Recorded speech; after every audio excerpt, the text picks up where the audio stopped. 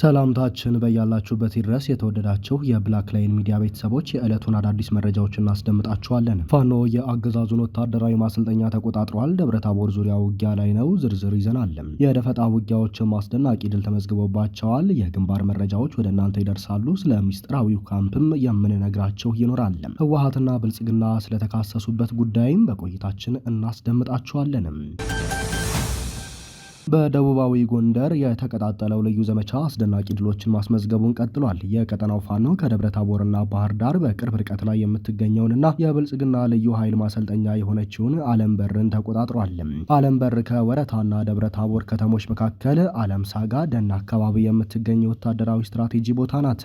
ከደብረታቦር ከተማ በቅርብ ርቀት በሚገኙ አካባቢዎች ላይ ከባድ ውጊያ እየተካሄደ መዋሉን ተከትሎ በከተማዋ የሚገኙ ካድሬዎችም ለበላይ አለቆቻቸው የድረሱልን ጥሪ እያሰሙ ነው። አብናት፣ ማክሰኝት፣ ወረታ ክምር ድንጋይ የነበሩ የአገዛዙ ወታደሮችና ካድሬዎች ጭንቀት ላይ ናቸው።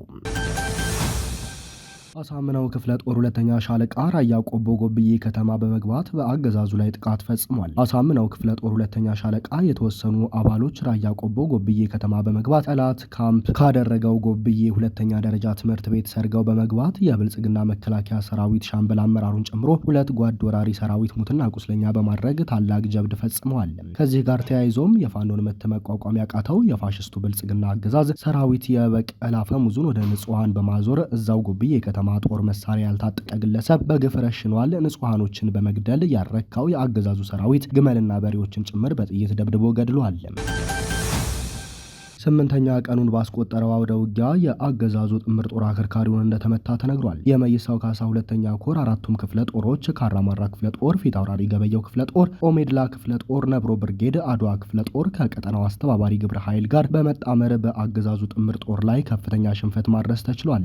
የአገዛዙ ጥምር ጦር በሁለት አቅጣጫ ከጎንደር በሻሁራ በኩልና በቋራ በደለጎ በኩል ያለ የሌላ ኃይሉን ይዞ ወደ ቀጠናው ገብቶ ክፉኛ ሽንፈትን ሲያስተናግድ ሰነባብቶ ከደለጎ ተነስቶ አባ ድግሱ የሰፈረውንና ከሻሁራ በኩል ተነስቶ ገንገን የሰፈረውን ዘጊ ኃይል በማዘጋጀት ከአጸደ ማርያምና ከጎንደር ተነስቶ ወደ ቀጠናው የገባውን የአገዛዙን ጦር ቆርጦ ከበባ ውስጥ በማስገባት መውጫ መግቢያ በማሳጣት በአይበገሬዎቹ የመይሳው ካሳ ልጆችና በቀጠናው ከተመደቡ የተቋም አመራሮች ጋር የተሰራው ጀብድ ጠላትን አንገት ያስደፋና በቀጠናው ያቀደውን ተግባር መፈጸም እንዳይችል ተደርጎ ከፍተኛ ቁጥር ያለው ሙትና ቁስለኛውን እያዝረከረከ ሁሉም በየመጣበት ጨለማን ተገን አድርጎ ከቀጠናው ሊወጣ ችሏል። በአውደ ውጊያው ከፍተኛ ቁጥር ያለው የቁስ ኪሳራ ከማድረስ ባሻገር የአገዛዙ የሻለቃ ማዕረግ ያለው አመራር እስከ ወዲያኛው ተሸኝቷል። የሞተ ሻለቃ መሪን ጨምሮ ከ10 በላይ ሲሆን የቆሰለ ከ13 በላይ ሆኗል። ህወሓት የፌዴራል መንግስት የፕሪቶሪያ ስምምነትን የሚጥሱ ወታደራዊ እንቅስቃሴዎችን እየወሰደ ነው ሲል ትናንት ባወጣው መግለጫ ከሰሰ። ድርጅቱ አሁንም አለመግባባቶችን በውይይትና በሰላማዊ የፖለቲካ መንገድ ለመፍታት ቁርጠኛ መሆኑን ገልጿል። ህወሓት በመግለጫው የፌዴራል ኃይሎች በቅርብ ቀናት ውስጥ በወታደራዊ ክፍሎችና በሰላማዊ ሰዎች ላይ ተኩስ ከፍተዋል ሲል ወንጅሏል። ይህ ድርጊትም ትግራይን ወደ አዲስ ግጭት ለመግፋት የሚደረግ ሙከራ አካል ነው ሲል ገልጾታል። በተጨማሪም የፌዴራል ባለስልጣናት በትግራይ ህገወጥ መንግስታዊ ይዞታ ውስጥ 40 በመቶ የሚሆነውን ግዛት አሁንም እንደተቆጣጠሩ መሆናቸውን የገለጸ ሲሆንም በርካታ ቁጥር ያላቸው ተፈናቃዮችም በአስቸጋሪ ሰብአዊ ሁኔታ ውስጥ በካምፖች እንደሚገኙ ገልጿል። ህወሓት የስምምነቱን ሁኔታና ሂደት የሚገመግም በአፍሪካ ህብረት የሚመራ የባለሙያዎች ቡድን እንዲቋቋምና የፕሪቶሪያው ስምምነት ሙሉ በሙሉ እንዲተገበር በተደጋጋሚ ጥሪ ማቅረቡን ገልጿል።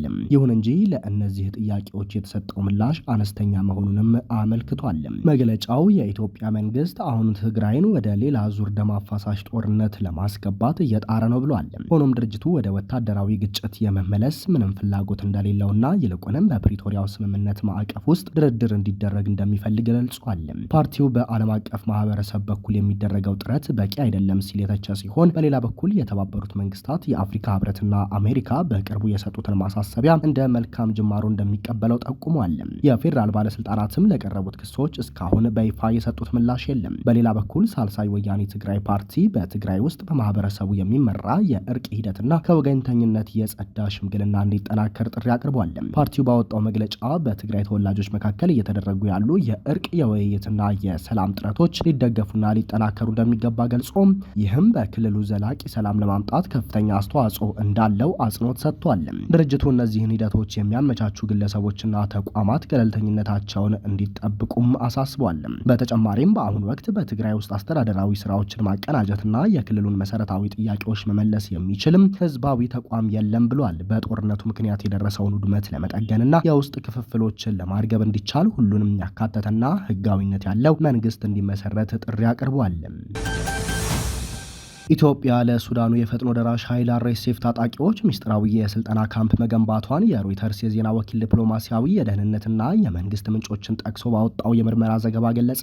ይህ መረጃ የቀጠናው ሀገራት በሱዳን የእርስ በርስ ጦርነት ውስጥ ያላቸው ተሳትፎ እየጠነከረ መምጣቱን ሊያመለክት የሚችል ሲሆን የኢትዮጵያ ባለስልጣናት እስካሁን ለቀረበው ክስ ይፋዊ ምላሽ አልሰጡም። ሮይተርስ 15 የኢትዮጵያ መንግስት ምንጮችን፣ ዲፕሎማቶችንና የደህንነት ባልደረቦችን ቃለመጠይቅ በማድረግ እንዲሁም የሳተላይት ምስሎችን በመጠቀም ባወጣው ምርመራ ዘገባ ካምፑ የሚገኘው በሱዳን ድንበር አቅራቢያ በቤሻንጉል ጉሙዝ ክልል መሆኑን ገልጿል። ሪፖርቱ አክሎም ካምፑ በሱዳን ለሚካሄደው ውጊያ ለፈጥኖ ደራሽ ኃይል አርኤስኤፍ አዳዲስ ምልምሎችን ሊያቀርብ እንደሚችል ጠቁሟል። እንደ ሮይተርስ ዘገባ አንድ ከፍተኛ የኢትዮጵያ የመንግስት ባለስልጣንን ጨምሮ 8 ምንጮች የቦታውን ግንባታ የተባበሩት አረብ ኤሚሬቶች ወይም ዩኤኢ በገንዘብ እንደረዳችና የሎጂስቲክና የስልጠና ድጋፍ እንደሰጠች ገልጸዋል። የዜና ወኪሉ የተባበሩት አረብ ኤሚሬትስን ተሳትፎ በገለልተኛ ወገን ማረጋገጥ እንዳልቻለም ጠቅሷል። የኤሚሬትስ የውጭ ጉዳይ ሚኒስትር ሀገሪቱ በሱዳን ግጭት ውስጥ አለመሳተፏን ለሮይተርስ ገልጿል። የሱዳን የእርስ በርስ ጦርነት በ2015 ዓ.ም የጀመረው በሱዳን ጦር ኃይል ኤስኤፍ እና በፈጥኖ ደራሽ ኃይል አርኤስኤፍ መካከል በተፈጠረ የስልጣን ሽኩቻ ሲሆን ግጭቱ ከፍተኛ ሰብአዊ ቀውስ፣ መፈናቀል፣ ረሃብና የቀጠናዊ አለመረጋጋት ስጋት ደቅኗል። የሮይተርስ ዘገባ አንድ የኢትዮጵያ የውስጥ የደህንነት ሰነድን ጠቅሶ እንደገለጸው በዘንድሮ ዓመት መጀመሪያ ላይ በሺዎች የሚቆጠሩ የፈጥኖ ደራሽ ኃይል ተዋጊዎችም በተጠቀሰው ቦታ ስልጠና ሲወስዱ የነበረ ሲሆን የሎጂስቲክ ድጋፉም ከኤሚሬትስ ጋር የተያያዘ ነው ብሏል። ሆኖም በካምፕ ውስጥ ያሉት ሰዎች ማንነትም ሆነ የምልመላ ሁኔታውን በገለልተኛ ወገን ማረጋገጥ እንዳልተቻለ የዜና ወኪሉ ገልጿል።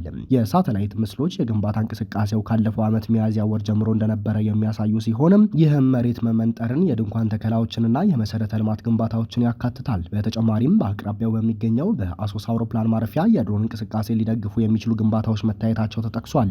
ሮይተርስ የእነዚህን ግንባታዎች ዓላማ ምን እንደሆነ በገለልተኛ ወገን ማረጋገጥ አልቻለም። ሪፖርቱ ዲፕሎማሲያዊና የደህንነት ምንጮችን ጠቅሶ እንደገለጸው የካምፑ ለታላቁ የኢትዮጵያ ህዳሴ ግድብ ቅርብ መሆን የቀጠናዊ ውጥረቱ በቁልፍ መሰረተ ልማቶች ላይ ስጋት ሊፈጥር ይችላል የሚል ስጋት እንዲያድርባቸው አድርጓል።